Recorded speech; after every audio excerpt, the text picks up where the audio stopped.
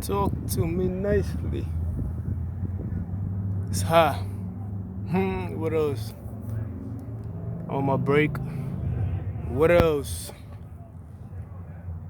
It's sunny outside, as you can see. Excuse me. No, man. Break time, today's. I almost lost track. I not almost. I actually did lose track. That was unlike me. Feel me? That's all good. When you working hard, sometimes it's just, it's like you so focused on wanting to get things done. So focused on wanting to get things done that the time just passed by much faster than it's supposed to. So I don't feel bad for it at all. No, I don't.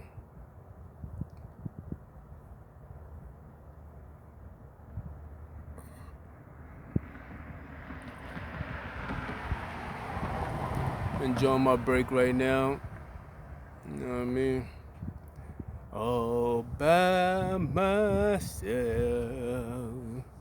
Is that it? That song is hot. Word. Word. Anyway, how's y'all doing? What's the topic of the day? What's the topic of the day? How many more minutes do I have? Today is what? May 3rd already. I've been saying April for so long. I'm shocked it's May. Today's May 3rd, 2021. Still proud that I haven't smoked any cigarettes. You don't even think about that shit no more. And it's like, it's crazy that ignorance is a blitz, right?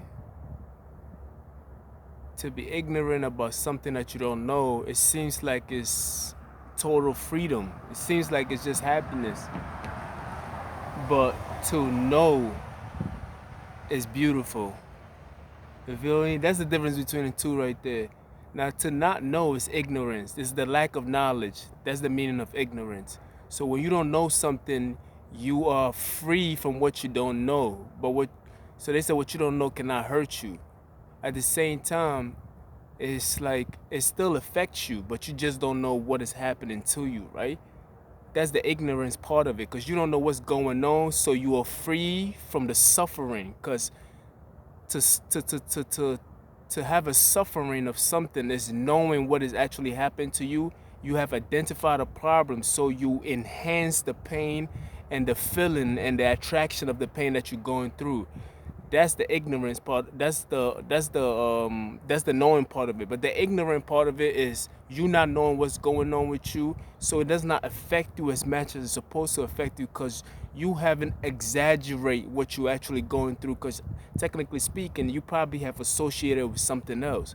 And I say that to say this: when I was smoking, when I was on my journey of smoking the cigarettes and everything else like that, I can understand why now these narcissists will want me to want to keep on smoking, why they were so campaigning to have me to keep on smoking, why they were so mad. Even up to this day, they're still mad about the fact that I keep on smoking. I stopped the smoking, why they kept on advertising. You know what I mean? Every corner you turn, you see somebody with cigarettes in their mouth trying to allure you or try to lust you in some kind of way to want to smoke and everything else. Now I understand why and everything else like that. Because they have an agenda. They want to diagnose you with a certain, with a name attached to it. And with this name attached to it, that name is associated with addiction. So they wanted you to be addicted to something so it can give them a better explanation to why they diagnosed you with this problem. So everything else that they was doing and put me through, the little compliments, gaslighting, that's what narcissists do. They'll gaslight you here and there, but they only gaslighting you to pivot you into the direction that they want to pivot you into. You understand? They would gaslight you to change your focus so you can shine your light into something else. And that something else is also paying an agenda to what they're trying to paint you as to the public or to the community or to whatever group or individuals that is present. Because mind you, a narcissist cannot operate without an audience. they always need an audience. You feel me? Always need an audience. So they need an audience and they need a victim. So the audience are always watching. Of course, he needs their attention. He's an attention seeker, so he has to perform on the stage and everything else like that. So if he's on the stage and there's an audience, he needs a dancing partner, and a dancing partner is his victim. So when you're dancing, you dancing, the narcissist is literally trying to move. He has taken over. Of course, that's what they do. They always got a bully. So he's dancing. You dancing with a bully. He's moving you, or he or she is moving you, or community or group moving you, and try to treat you like a robot. Eventually, if you don't fight back, that's what you become, a robot or a zombie-like stage. And it's like they're moving you back and forth, moving you, so you can be, even when they leave you, they've already trained you to move the way they want you to move. You feel me? This is what narcissistic people do. So by best way to basically encounter these things is to unlearn the things that they push you to do. This is the reason why they were so mad at me with the cigarette thing and everything else like that. And I was wondering, why the hell, why? I mean, what is it about cigarette? What is it about marijuana and everything else that, like, you feel me? These are a form of drugs. This is a form of drug that they can use against you, so they can diagnose you, whatever they want to diagnose you, prescribe you, whatever they want to prescribe you. In my case, they wanted to paint me as a narcissist, and narcissist is always associated with it's also associated with drugs or alcohol or some kind of addiction. Addiction and narcissists go hand in hand. It could be sex. It could be, it's always attention, of course. There's a lot of things that's associated with narcissists that's not good, but it's an addiction. They can't do without. So the fact that I kept on shredding away things that I didn't need in my life, the alcohol a long time ago, then the cigarette recently, this actually discount what they're trying to paint onto me. You feel me? So something, when you come into contact with a narcissist, or when you realize, or you get that ping, that lightning moment, or that thought that you in contact with a narcissist, you need to start doing the research. Because I recently found out about this whole so-called, I heard about narcissistic, but I just, sometimes we don't do the research. We associate, if they say, oh, this man is narcissistic, then I'm associating the definition to that man, because I'm like, oh, he is very controlling. Then I'm like, and they be like, what is narcissistic? Controlling. And that's it. That's because that's all I associated a definition with that person. You feel me? But the truth of the matter is much more to it than that. It's much, much, much deeper. You feel me? Narcissist to me is like a virus. Somebody said it best. It's more like it's like an envelope, right? And the envelope, on the outside of the envelope, is what the narcissists want to present to you. But the inside of the envelope is what the narcissist really is. Basically, that's what it is. So it's like that mask, that cover is the presentation of what the narcissist wants you to see to what is really inside the envelope. You need to open the envelope and see what's really, really on the inside, and see, because the envelope, what does the envelope hold? Some envelopes are empty, but in general, envelopes holds information. It could be a letter, it could be anything. It's just an item inside which holds some kind of information, whatever kind of information you can think of. Even if it's an envelope, an Amazon envelope with a sneaker in there, that sneaker is still information. It's an item in there which contains something that needs to be held, or that needs to be read, or that needs to be looked at, that needs to be observed in some form of matter. So basically, that's what it is. But they'll hide that from you because they're only presenting that envelope moment to you. You feel me? I think that's the best description of a narcissist that I've heard of. You feel me? I said it's a virus because a virus always contains information inside itself too. Let it pass. So a narcissist to me is like a coronavirus. You feel me? It's like a virus is nothing. Basically, the idea of a narcissist is nothing, but it needs to attach itself to a host. You feel me? And the host that it attaches itself to is what gives it relevant. Like I said, even if the narcissist has the crowd, the audience, and everything else, and it does not have a dancing partner, then it is forced to perform by itself, and that puts him at a stage where he's more likely to reveal himself by just him being himself. So a narcissist always needs something to blame, someone that it needs to control, because although he has a mask on and everything else like that, it needs something else in front of it to show to the crowd, so he can always be in the background of things. You feel me? It never wants to be confrontational. You feel me? You have to understand. It's crazy. I hate talking about narcissists, but it's like I can't get off the topic now. For real, I can't get off the topic because it's like it's very intriguing to me now. I'm like, yo, this is very interesting. You feel me? It's just intrigue. It's intriguing to me. It's like appetizing. I like to hear about it. You feel me? Especially dealing with it, and the fact that when you call these people on a narcissistic way, they try any and everything. It's like a demon. You calling that demon out the body. Oh my lord. They start talking about any and everything. I need you to start watching demonic movies. You feel me? They would try to do any and everything. You feel me? Once I call them out, it's crazy. When I said them, I'm talking about individuals who has been. It's just like a narcissist will try to erase history to rewrite their own history. You know, it's crazy. Like, I'm judging you by the things that you've already done. Like, people already know what's been going on already. It's been going on for years. I've been in California for a few months, so it's already a history of the things that has already been going on already. You feel me? These things cannot be erased. So now that now that I have the definition of what a narcissist is, they're trying to rewrite that history and put something else in place. And I'm like, boy, what the fuck? Like, this is this is what goes on. They are trying to rewrite the history of things, and I'm like, yo, you can't rewrite something that you've been proudly doing. You can't rewrite. You can't like, you can't do that, bro. Like, you can't ignore that. People already know it already. It's like the noise, the whole antagonizing noise, the attacking, the rage that they show, the planning, the X and O's that I used to call. You know what I mean? You cannot rewrite these things. You cannot. Like, it's impossible to rewrite them. You feel me? So you have to call these people out for what they are. You dig? The fact that they try to stop you from doing things so they can have a better excuse. Like, look, I got this and you don't have that. You feel me? The competition, the petty competition and everything else like that. Who's doing these things? That's why I say, yo, let's look at their actions and look at my actions. But I wasn't even looking at it from an individual point of view. At first, when I heard of narcissists, I started thinking globally. I'm like, so if narcissists are made, it has to have affected a lot of people, and a lot of people would not know, because a lot of narcissists, supposedly a narcissist, know that they're narcissists. But if you never heard of the term ignorance, that's when the ignorance factor comes in. You be blissed to it. You feel me? But knowing what you are, sometimes some narcissists appear to accept who they are, and the victims. Hold on, let the car pass.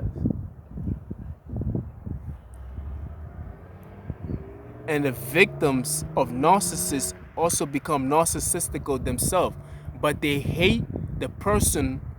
They hate the narcissist because the narcissist is the one that they fight. Let's just say you're a victim of what you call it, a rapist, right?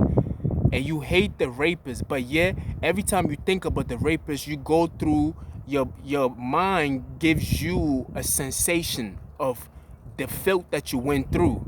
So it gives you like an orgasm of the rape that you went through, but yet you hate the person that put you through it.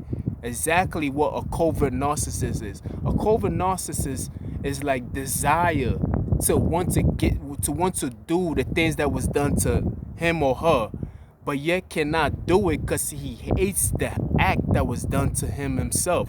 So to encounter this internal battle with that pull, with the pull on, like it's like a pull. It's like you pulling a string, but it's like you don't know what to do with yourself. Hold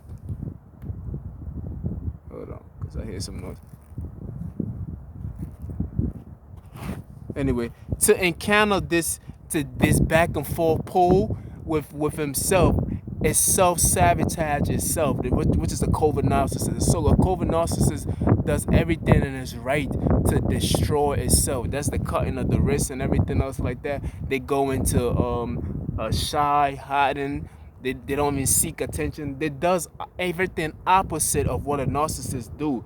They don't want to destroy others. They actually self-sabotage themselves, and anything else that's next to them, they sabotage it too. You feel me?